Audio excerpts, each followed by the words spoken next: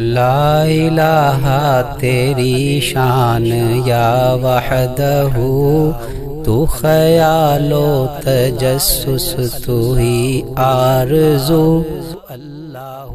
ये जो आयात मैंने तलावत की हैं, आम तौर पे आपने ये निकाह के मौके पे खुतबे में सुनी होंगी, और ये इतनी मारूफ़ हैं। खुतबे में ये पढ़ना, निकाह के खुतबे में पढ़ना ये मसनून है। नबी करीम सल्लल्लाहु अलैहि वसल्लम से ये साबित है।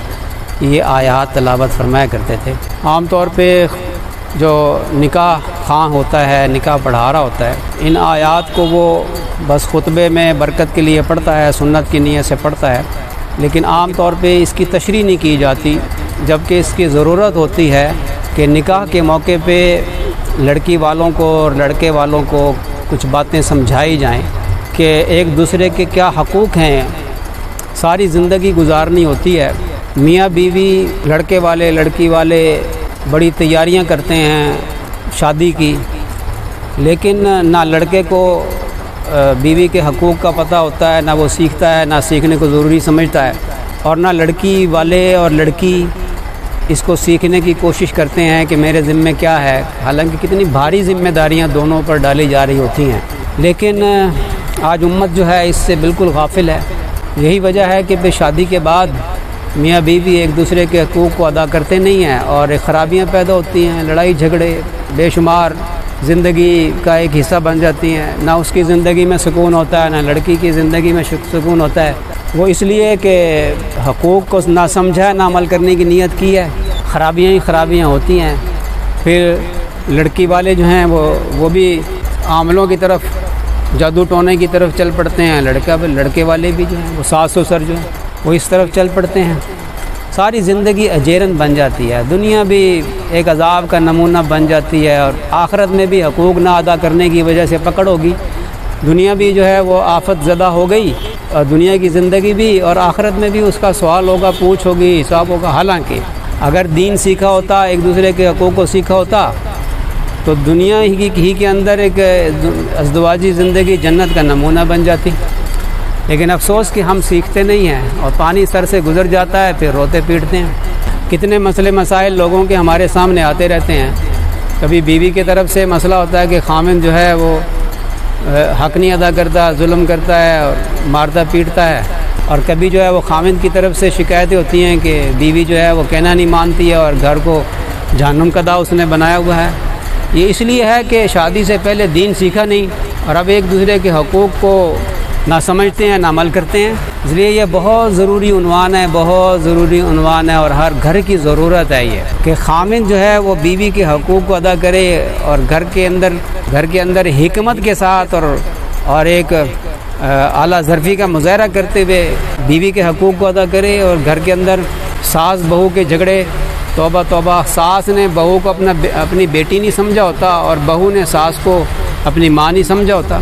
वो जो सलूक अपनी बेटी के साथ करती है वो सास के साथ नहीं करती। बेटी के साथ मामला कुछ और होता है, और बहू के साथ मामला कुछ और होता है। और इसने जो है सास को बस सास ही समझा होता है, उसको माँ का दर्जा नहीं दिया होता। इसकी वजह से घर जो है, कितने हमारे सामने केस ऐसे आते हैं कि लड़का भी सही होता है और लड़की भी सही होती है, लेकिन उनका घर उजड़ता है सिर्फ सास और ससुर के नाइंसाफ़ियों और जुल्म की वजह से। उसको भी कुछ अक्लमंदी का मुज़ाहरा करना चाहिए। सास ने बेटे को जो है ना वो कान भर दिए, और एक तरफा बात सुन के बीवी के ख़िलाफ़ शुरू। ये पता नहीं है कि सास जो है वो कितना झूठ बोलती है। कहते मेरी माँ तो झूठ बोल ही नहीं सकती। तो उधर से भी तो पूछ के क्या दोनों तरफ, वो बेवकूफ़ है वो इंसान जो सिर्फ एक तरफा बात सुन के कोई फ़ैसला कर दे। दोनों तरफ से सुने और हिकमत का मुज़ाहरा करे। माँ का दर्जा वो है कि जिसके बारे में फरमाया कि बूढ़े हो जाएं तो तुम उनका साथ इतना अच्छा बर्ताव करो कि उनकी तकलीफ़, उनकी तरफ से तकलीफ़ पहुँचे तो उफ़ तक मत करो। ये अल्लाह ताला ने हुक्म दिया, माँ का ये दर्जा है। और बीवी वो जो अपने माँ बाप को, बहन भाइयों को छोड़ के आई है तुम्हारे पास, वो इसलिए आई है कि तुम उनके ऊपर जुल्म और ज़्यादती के पहाड़ ढा दो। वो इसलिए आई है। उसका सुकून तबाह हो गया। वो घर में बहन भाइयों में बहुत अच्छा रहती थी, बड़े भाई बहन उसके साथ उस लाड प्यार के साथ वो रहा करती थी। वो तो आई थी इस अरमानों के साथ कि मेरा खामिन जो है वो मेरा साहिबान बनेगा और मेरी जो है वो हौसला अफजाई भी करेगा, मेरे कामों के ऊपर मोहब्बत का इजहार भी करेगा, मुझे प्यार देगा, जो एक फितरी चीज़ है। अल्लाह ताला शानू ने मोहब्बत रख दी है मियाँ बीवी के अंदर, आपस के अंदर। वो इस अरमानों से के साथ आई थी कि मेरा खामिन जो है मेरी ढाल बनेगा, मेरा साहिबान बनेगा, मुझे प्यार देगा, मोहब्बत देगा है। और इधर आकर के मामला ही बरअक्स होता है। मेरी माँ का ये काम क्यों नहीं किया, मेरी बहन का ये काम क्यों नहीं किया, मेरे भाई का ये काम क्यों नहीं किया। वो नौकरानी है तुम्हारी, जो तुम उसे नौकरानी बना कर लाए हो। तो खामिन जो है वो भी बीवी के हकूक़ को अदा नहीं करता ना। अल्लाह ताला ने फरमाया वआशिरुहुन्ना बिल मारूफ़, उसके साथ जो है अच्छे अंदाज से पेश आओ। और हदीस शरीफ में फरमाया कि जो अपनी औरतों के लिए साथ अपने घर वालों के साथ अच्छा है वो सब में अच्छा है। तुम में सब में अच्छा वो शख्स है जो अपने घर वालों के साथ अच्छा है। और फरमाया अपने घर वालों के साथ नरमी का मामला करो। उसके तरफ से कोई नागवारी भी हो तो उसको सब्र और बर्दाश्त करो कि चलो उसके ऊपर कैफियत है। कोई घर का काम काज कर करके जो है वो गुस्सा आ गया है तो उसको बर्दाश्त कर लो, न दरगुजर कर दो। ये अल्लाह ताला शानू इस आयत में, ये जो मैंने सूरह निसा की पहली आयत है, ये जो खुतबे में पढ़ी जाती है, सारे इंसानों को मुखातिब करके फरमाया कि तकवा इख्तियार करो। और तुम जो आपस के अंदर ये मुआहदा कर लेते हो ना निकाह का, इस मामले में अल्लाह से डरो। अल्लाह ताला ने एक जी से पैदा किया, फिर उससे उसका जोड़ा पैदा किया, फिर उससे जो है वो कितने सारे मर्द और औरतें पैदा की अल्लाह ने। और तुम जो आपस में मुआहदा कर लेते हो, अल्लाह ताला उस पर निगहबान है। अल्लाह जानता है तुमने ये जो इसने कबूल किया ना, कबूल किया, ये जो कहता है ना वो एक दफ़ा है, 3 दफ़ा कोई सुन्नत नहीं है। तो एक दफ़ा उसने कबूल कर लिया, बस कबूल हो गया, निकाह हो गया। तो इसका क्या मतलब होता है कि तेरे ऊपर ज़िम्मेदारी है इस औरत की जो तेरे निकाह में दी जा रही है।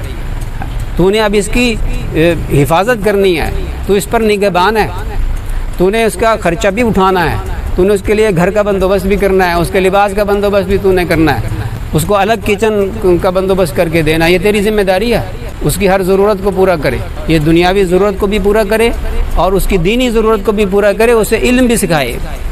खुद इल्म हासिल नहीं किया होगा, बीवी को क्या सिखाएगा? इसलिए खुद इल्म हासिल करे और बीवी को दीन पर चलाए, ये इसकी ज़िम्मेदारी है। नमाज नहीं पढ़ती है तो नमाज की तलकीन करे, उसको दीन सिखाए, दीन पर चलाए उसको, ये इसकी ज़िम्मेदारी है। और उसकी ढाल बने। अगर बहन भाइयों की तरफ से ज़्यादती हो रही है तो बीवी के साथ दे कि ज़्यादती इस पर हो रही है, और हिकमत के साथ इसको टाले। ना माँ के साथ बदतमीज़ी करनी है, ना बीवी की दिल आज़ारी करनी है, ऐसी हिकमत के साथ चलना है। ये हिकमत सीखनी पड़ेगी और इतना बड़ा दिल करना पड़ता है, इतना बड़ा दिल करना पड़ता है। सबसे पहले तो लड़की के माँ बाप को चाहिए कि वो ऐसी जगह रिश्ता करें कि जहाँ वो दीनदारी भी हो, और सिर्फ दीनदारी ना हो जोड़ भी हो। फुक़हा कराम ने ऐसे ही नहीं लिख दिया कि एक अतार की लड़की लोहार के लड़के को ये देना, ये जोड़ नहीं है, ये जोड़ नहीं है। जो अतार की लड़की है ना वो नफीस होगी, वो उस माहौल के अंदर रही है। और इसके असल में दो मतलब हैं कि अतार की लड़की लोहार का लड़का जोड़ नहीं है, लोहार के लड़के को ना दे अपनी लड़की। इसकी दो वजूहात हैं जो मैं समझाऊँ। नंबर 1, जो अतार होता है ना आम तौर पे वो मालदार होता है लोहार से, नंबर 1। नंबर 2, जो दूसरी बात है ना वो इससे भी ज़्यादा अहम है। ज़रूरी नहीं है, बाज़ औक़ात अतार छोटा सा कारोबार होता है, लोहार जो है ना उनकी फाउंड्रीज़ होती हैं, बड़ी बड़ी फैक्ट्रियाँ होती हैं, वो ज़्यादा मालदार होता है। लेकिन दूसरी बात बड़ी अहम है कि माहौल का असर होता है। अतार की तबीयत हसास होती है और उसके घर के अंदर सफाई होती है और एक नज़ाकत होती है उसके घर के अंदर। वो नज़ाकत इस लड़की के अंदर भी होती है। और लोहार के अंदर, भट्टी के अंदर रह कर उसका असर लोहार के लड़के के अंदर होता है। उसके अंदर सख्ती होती है, इसके अंदर नरमी होती है और नज़ाकत होती है। तो ये ना हो कि तुम्हारी नज़ाकत नाज़ो नाम में ये पली हुई लड़की है, तुमने दे दी एक लोहार के लड़के को जिसकी तबीयत के अंदर सख्ती है, वो तुम्हारी लड़की के साथ अच्छा सलूक नहीं करेगा और उसको बदबू आएगी वहाँ पे लोहार के भट्टी की, और ये खुशबू में पली हुई है। इसलिए सबसे पहला फ़र्ज़ माँ बाप के ऊपर बनता है, ख़ास तौर पे बाप के ऊपर बनता है कि देखभाल के आगे रिश्ता करे। सिर्फ ये ना देखें कि हाफिज़ कुरान है, वो कमाता कितना है, तुम मालदार हो, तुम्हारी बेटी गाड़ियों के अंदर सफ़र करती है और वो साइकिल पर है, और तुमने देखा है कि दीनदारी देखी जी हमने, नमाजी है, बाशरा है और जो हाफिज़ कुरान है, और कुछ देखा नहीं है। तुम्हारी लड़की या तो तुम्हारी तरबियत ऐसी हो कि वो जाहिद से किसी दरवेश के साथ गुजारा करने पर आमादा हो, या उस बादशाह की बेटी की तरह हो ना, जिसने कहा था कि मैं तो एक दरवेश से निकाह करूँगी। बड़े बड़े रिश्ते आए, उसने कहा नहीं, मैं ज़ुहद और तक़वे वाले के साथ रिश्ता करूँगी। एक आया दरवेश, उसने सवाल किए तो उस पास हो गया, वो पास क्या हो गया, फिर रिश्ता कबूल हो गया। कहाँ रखोगे? लड़की ने पूछा, शहजादी ने, कि जी मैं तो झोंपड़ा है मेरे पास, मैं झोंपड़े में रखूँगा, मुझे मंजूर है। अंदर तक़वा था, खुदा खौफी थी, ये हर एक के अंदर नहीं होता, ये बात नहीं होती हर एक के अंदर। या तो बादशाह की शहजादी जैसी लड़की हो तुम्हारी, वो हाल ये था कि रोज़ाना मजदूरी करता, कमा के लाता, ला के खिलाता, अल्लाह का शुक्र अदा करती। शहजादी महलों में पली हुई, एक दिन कुछ खाने पीने को कुछ मजदूरी मिली नहीं, तो ये दुआएं कर रहा है, या अल्लाह वो शहजादी है घर में बैठी हुई है, मैं मजदूरी मिली नहीं है तो मैं कहाँ से उसका बंदोबस्त करूँ, वो परेशान हो जाएगी। तो अल्लाह ताला ने एक मोती जो है, कीमती मोती फेंक दिया आसमानों से। अब यह हिकायत है या सच्ची कहानी है, सच्ची तो लगती नहीं, कोई हिकायत है समझाने के लिए। तो वो कीमती मोती लेके घर आ गया। अब शहजादी थी, शहजादी मोतियों को देखा हुआ था, उसने मोती को देखा तो वो एकदम डर गई। कहने लगी, ये मोती कहाँ से लेके आए हो, कोई चोरी करके लाए हो? उसने कहा ना, मैंने तो मजदूरी मिली नहीं थी, अल्लाह से दुआ मांगी थी, अल्लाह ताला ने ये आसमान से गिरा दिया ये मोती कीमती। फरमाया नहीं, मैं इसको कबूल नहीं करूँगी। फ़ौरन जाओ उस जगह पे जाके अल्लाह से दुआ मांगो कि अल्लाह अगर ये हमारा दुनिया का रिज़्क़ है तो हम कबूल करते हैं, लेकिन अगर ये जन्नत से आया है, हमारा जन्नत का हिस्सा है, तो फिर हमें मंजूर नहीं, इसको वापस उठा ले, हमें तो जन्नत में चाहिए, दुनिया में नहीं चाहिए। वो उसने जाकर दुआ मांगी और उसी वक़्त वो मोती उठा लिया गया। अब इस पर अल्लाह का शुक्र अदा किया शहजादी ने कि हमारा जन्नत का मोती जन्नत में ही मिले, हमें दुनिया में नहीं चाहिए। या तो ऐसी शहजादी हो, ऐसी शहजादी कहाँ से लाएंगे? इसलिए सबसे पहले बाप की जिम्मेदारी है कि वो रिश्ता देखभाल के करे, नेकी भी देखे और अपना कफ भी देखे, यानी जोड़ भी देखे। कुफ वो कहते हैं ना जोड़ को, कि जोड़ हो सही, तुम्हारी बेटी को अच्छे अंदाज से रख भी सके, उसकी ज़रूरियात भी पूरी कर सके। तुम रहते हो जनाब बड़े खूबसूरत महलनुमा घर में और उसको भेज दिया, अभी प्लस्तर भी उसके घर में नहीं हुआ, एक कमरा है उसी में किचन है। कितनी ज़्यादती है, ये जुल्म है। और फिर जब उसकी ज़रूरत पूरी नहीं होती, तनख्वाह थोड़ी सी है उसकी, और ये जनाब लाड प्यार में पली हुई थी, अब ज़्यादती हुई इसके साथ। तो ऐसा ना करे बाप, ये बाप की जिम्मेदारी है।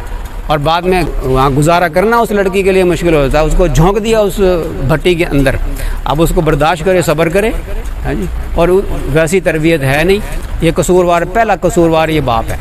तो उसने ऐसे लड़के को लड़की क्यों दी अपनी? अब लड़के की जिम्मेदारी है कि उसकी ज़रूरियात को पूरा करे। अगर ज़रूरियात को पूरा नहीं कर सकता तो खुशी खुशी उसको कह दे, भाई तो मैं तेरा नहीं कर सकता तेरी ज़रूरत पूरी, तो देख ले, अब ऐसे ही मेरे साथ गुजारा करना है तो वो कर ले। बावजूद कोशिश के उसके पास माल नहीं आता इतना है, कहते नहीं कि पोस्ती है बिल्कुल पड़ा हुआ है घर में, कोशिश भी करता है लेकिन उसका इतना रोज़गार लगता नहीं। अब क्या करे? अब या तो ये और लड़की जो है ये नौकरी करेगी, अब ये इसका नौकरी करना, अल्लाह, यानी कितना अपने आप को मुश्किल में डालने वाली बात है। अब ये नौकरी कर रही है, अब नौकरी कर रही है तो जिम्मेदारी तो लड़के की थी, खामिद की थी। तो अब इस खामिद को चाहिए कि ये इसके साथ बहुत अच्छे अंदाज से और इकराम के साथ और मोहब्बत के साथ, बल्कि माजरत खाना रवैये के साथ इसके साथ रहे। इसलिए कि अब तेरे बच्चों का आधा खर्चा तो ये उठा रही है, अभी भी उसके ऊपर सख्ती करे तो कितनी ज़्यादती की बात है। ये बातें हैं, ये बातें, घर ऐसे नहीं बसते। सास भी जुल्म कर रही है, ससुर भी जुल्म कर रहा है, और जनाब ये खामिन साहब भी जो हैं उसको अलग घर नहीं दिलवा सकते हैं कि इसकी आमदनी इतनी नहीं है, कुर्बानी का बकरा वो बीवी बने। इस तरह के जुल्म हो रहे हैं। इसलिए बाप की पहले ज़िम्मेदारी, उसके बाद खामिन की ज़िम्मेदारी कि खामिन जो है वो कमा कर लाए और उसकी ज़रूरियात को पूरा करे। अल्लाह ताला हमें समझ अता फरमाए। मैं ज़्यादा तफसील से करूँगा तो बात लंबी हो जाएगी, मुख्तसर बात ही अच्छी होती है कि जो अमल में आ जाए। अल्लाह ताला शानहू, ये सारा माशरे के अंदर ये बिगाड़ है, वो उसकी वजह यह है कि दीन हमने सीखा नहीं। तो दीन सीखें, बीवी के हकूक़ को समझें, सीखें। पूछोगे क़यामत के दिन, नबी करीम सल्लल्लाहु अलैहि वसल्लम के विसाल का वक़्त जब था, उस वक़्त जो वसीयत फरमाई थी उनमें एक ये थी कि एक तो नमाज के बारे में फरमाया था, और जो तुम्हारे ज़िम्मे हैं, जो लोग तुम्हारे ज़िम्मे हैं उनके बारे में तुमसे पूछा जाएगा, उसके बारे में अल्लाह से डरते रहो और उनके हकूक़ का ख्याल रखो। तो उसमें बीवी सबसे पहले है, फिर बच्चे हैं, माँ बाप हैं, बूढ़े माँ बाप हैं। ये ज़िम्मेदारी इस बंदे पर है। अल्लाह से मांगे, नहीं ज़रूरियात पूरी हो रही, अल्लाह से मांगे, गिड़गिड़ा के मांगे अल्लाह से, अल्लाह मेरे ज़िम्मे है, मैं कैसे पूरा करूँ, तू इसे पूरा कर। फिर देखें अल्लाह ताला दुआएं कैसे कबूल फरमाता है और अल्लाह ज़रूरियात को पूरा करेगा। अल्लाह ताला मुझे भी अमल की तौफीक अता फरमाए, आपको भी।